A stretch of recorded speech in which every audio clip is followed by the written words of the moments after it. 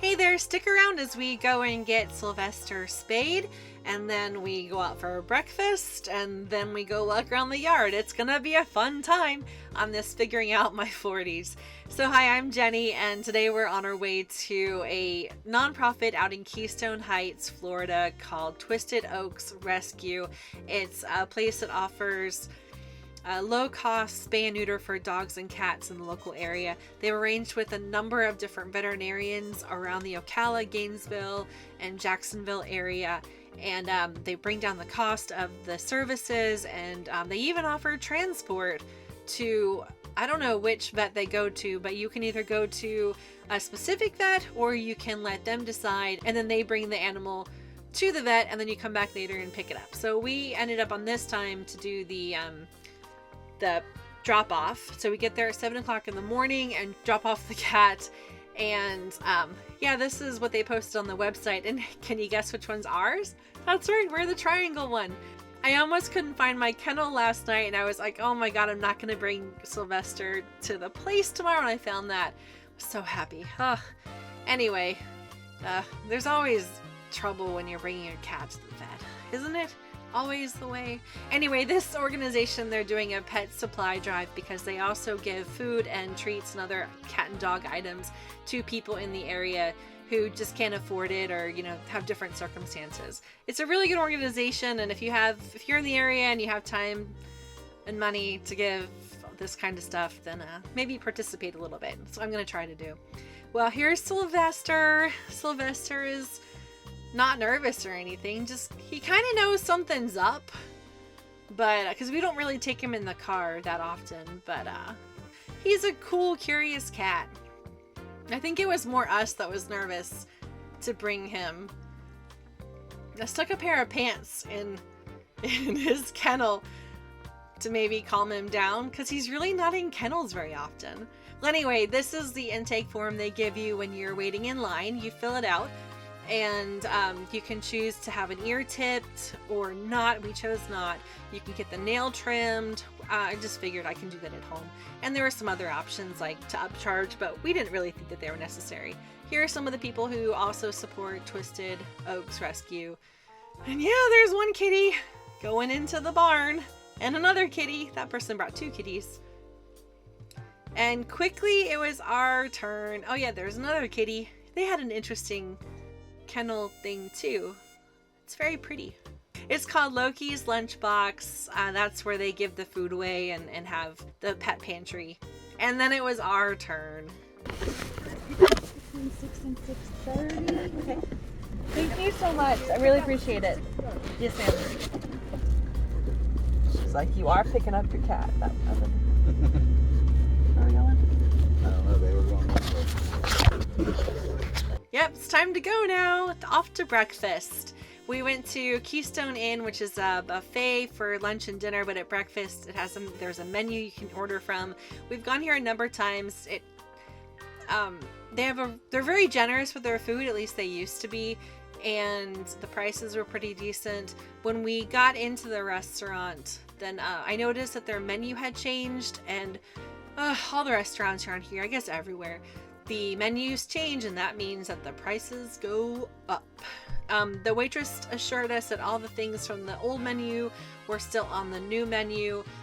I did notice their Keystone Inn breakfast was on the menu, and that was my favorite. It was when I used to eat a lot of pork, and it was this like ginormous piece of ham steak with eggs, and the egg even had ham in it, and it was too much food, I'll be honest, but the price was pretty darn good, and I did not see that on the menu this time.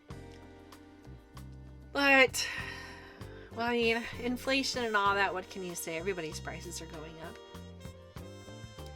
That's the dinner menu side, I think. I don't know. He's talking about the knife. It's a kind of cool knife with like a bone shape. I guess I could have kept the audio, but have you subscribed yet? Because this maybe is like the boring part, so maybe I should say subscribe, and watch for more. If you're in the area, this restaurant is pretty good. Again, like the prices go up, but everyone's prices are going up. I really like this Diet Delights. It's a hamburger patty with cottage cheese, and peaches. I mean, if you're in a diet and you still want to go out to eat with your friends and family who like to eat from the buffet, it's a pretty good option. So yeah, omelets are like $8, $9. Biscuit and gravy is $4.25. I end up getting this Clay Electric breakfast.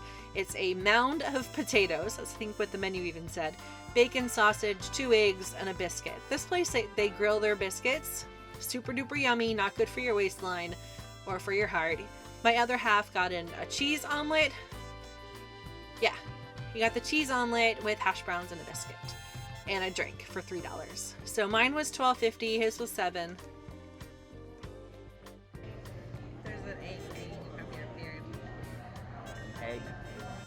I mean, it's a really good portion. They call it the Clay Electric Big Boy because Clay Electric is the electric company out here, and I guess the guys that come out here, they like to eat. And it was too much. I ended up taking half of it home for lunch later. We're in Gator country, so yep, the bathroom signs, they feature the Florida Gator. If you come back for a buffet, $13.75 gets you a lunch buffet.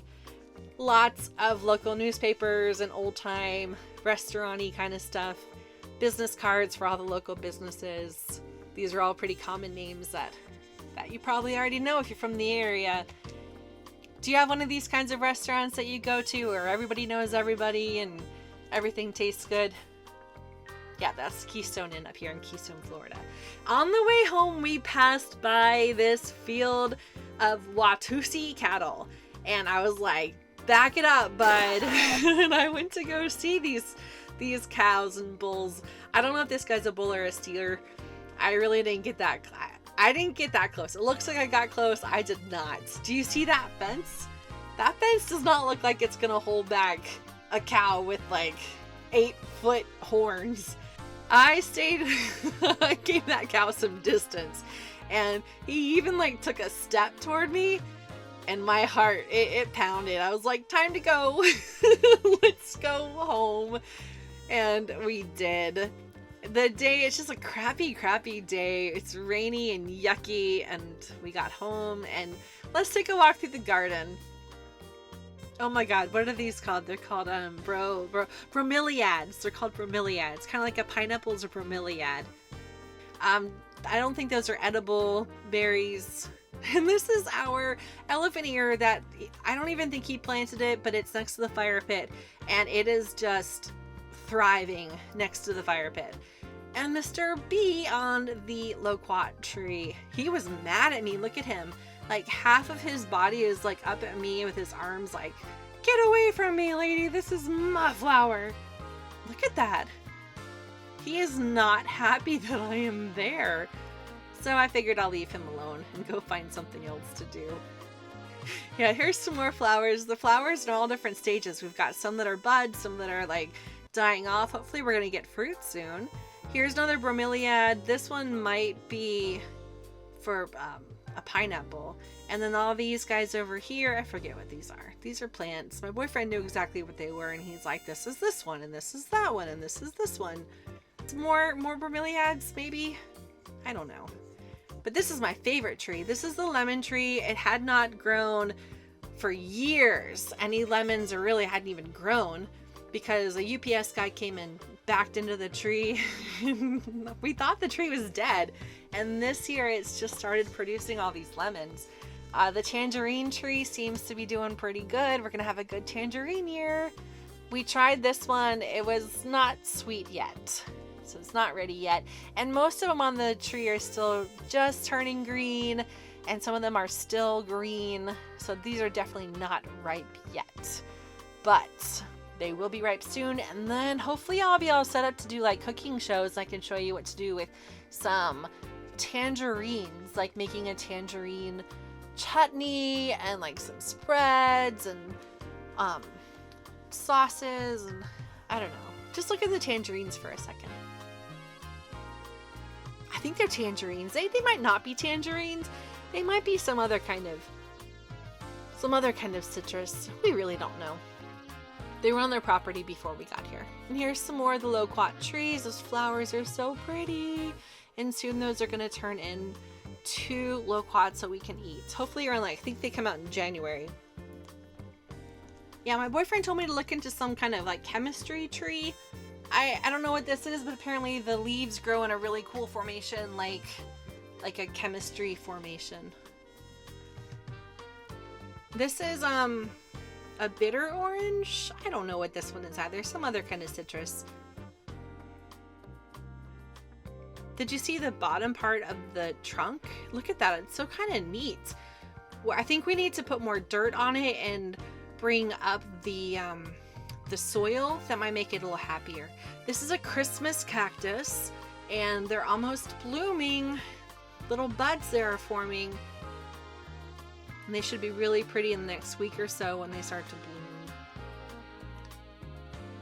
Oh, but check this out. These are either earth balls or puffball mushrooms. When you touch them, this puff of spores come out. It's so neat, isn't it? Look at that. Puff, puff. They're pretty cool. I don't think they're edible. I'm not going to try eating them, but we'll still play with them. Well, thanks for watching. If you made it this far, I really do appreciate it, and hope you have a wonderful day and, on to the next adventure. This is Jenny. Bye for now.